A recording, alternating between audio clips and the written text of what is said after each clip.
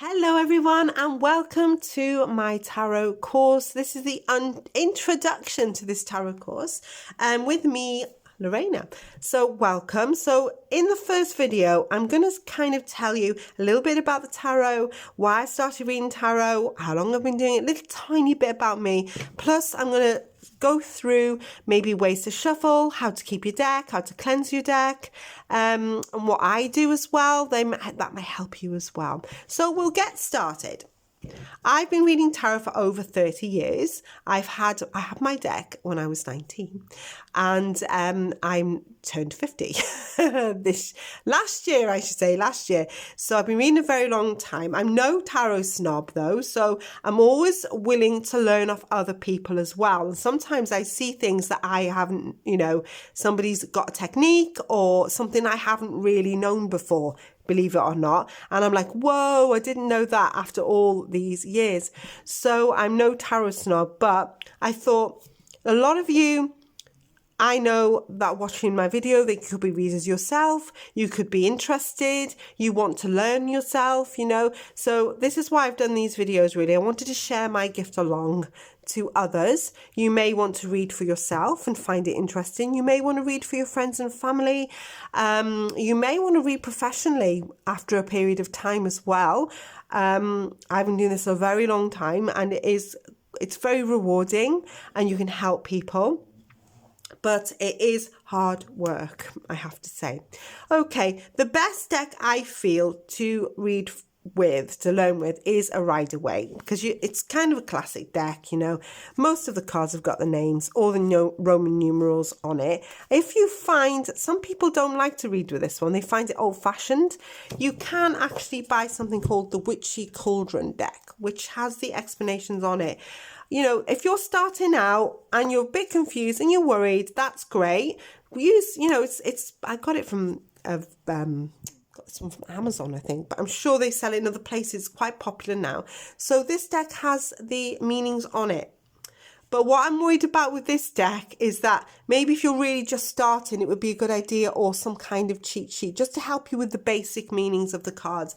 But tarot is just not about those basic meanings. It's much more than that, okay? Please, when you get your tarot deck, make sure that it's yours, Open it up, get a feel of it, look through it.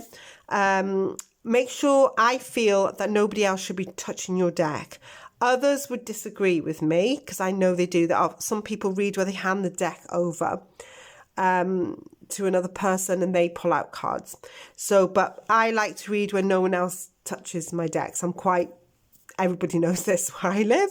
So I'm quite fussy about it. The way you store your decks is entirely up to you, but it's best not to store them where there's a lot of electricity or electrical vibe with lots of gadgets, and it's better just set aside a space or a room and wherever you can. If I'm lucky enough to have a tarot office, but some people just like to get a cupboard in the corner, so it's better just to put them away out of where people could fiddle with them or where you could possibly lose a card or anything like that. I always keep my tarot decks safe.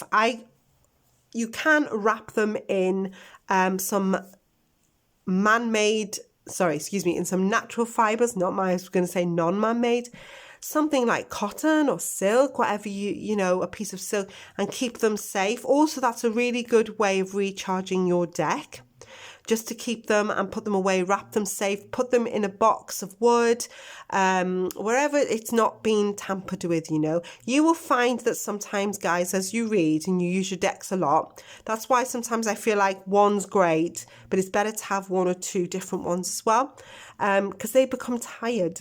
The tarot deck becomes tired. And when I say that, you could have overused it. And Spirit and the universe just saying, the tarot say, look, your messages start, so you look at it, you pull a spread out.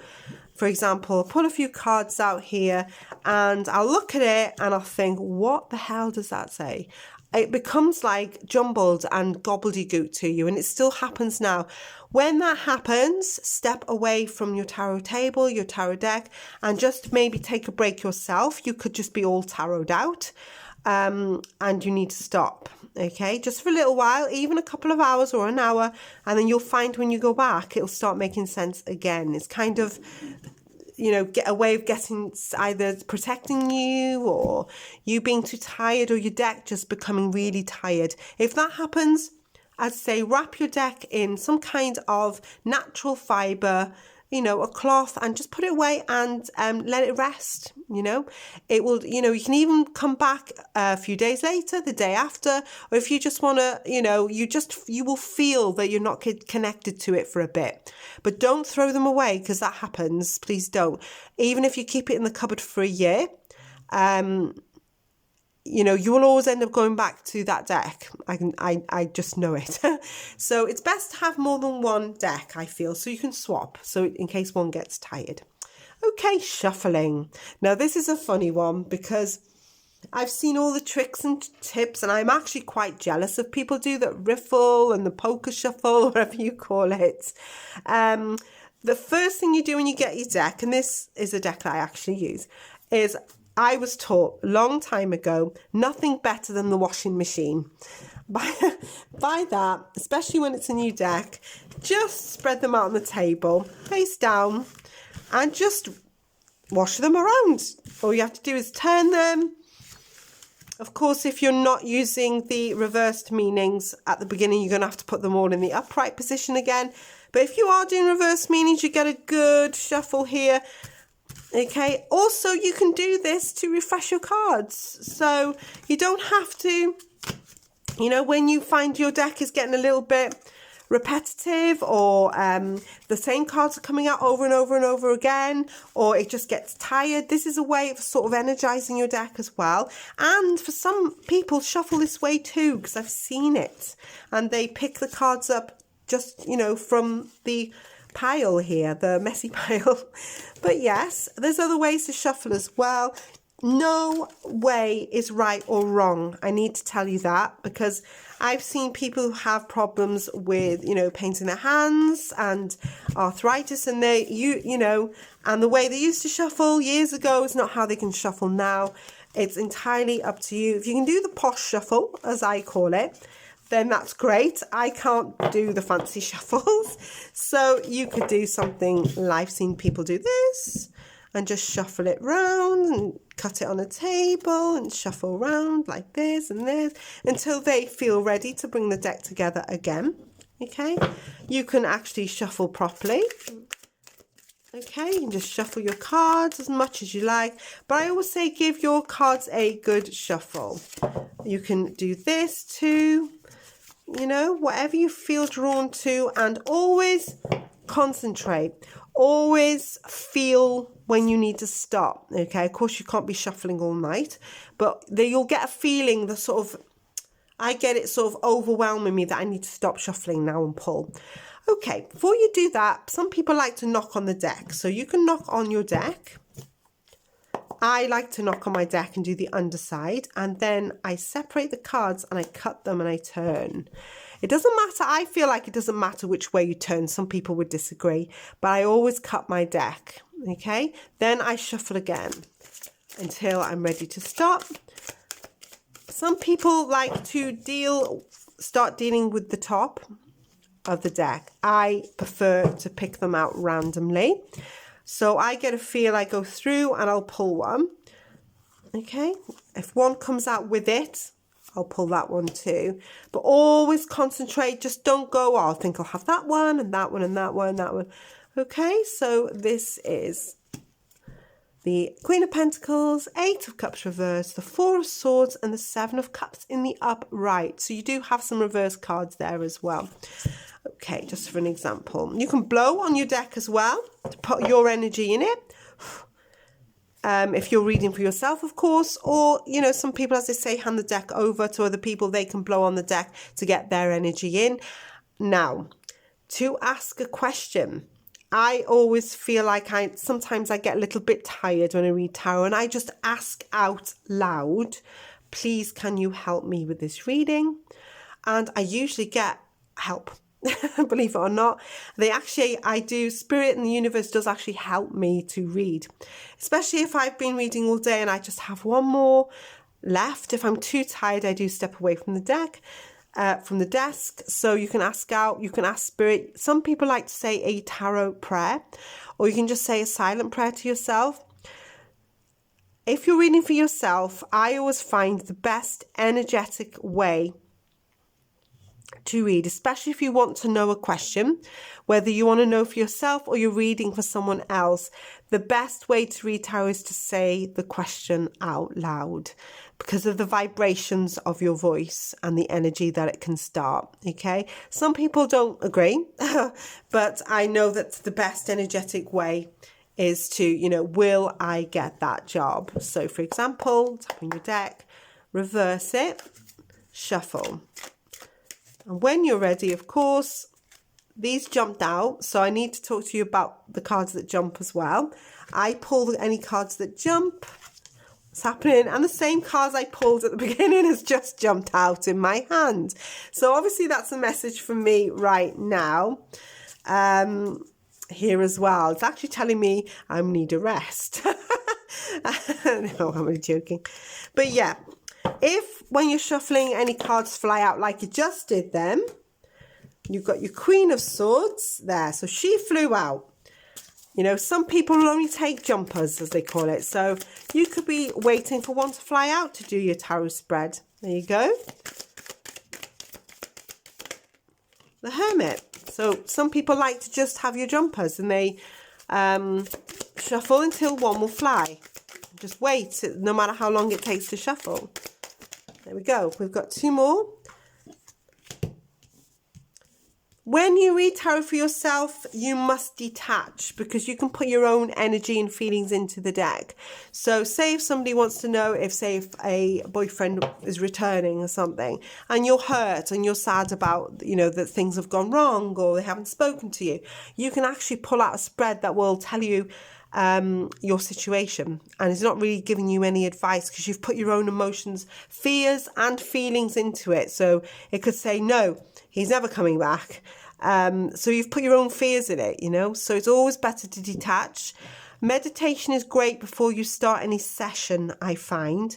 Like if you are a professional, want to do professional reading and you want to start, you know you're going to be on that table for a couple of hours or an hour or so, it's best to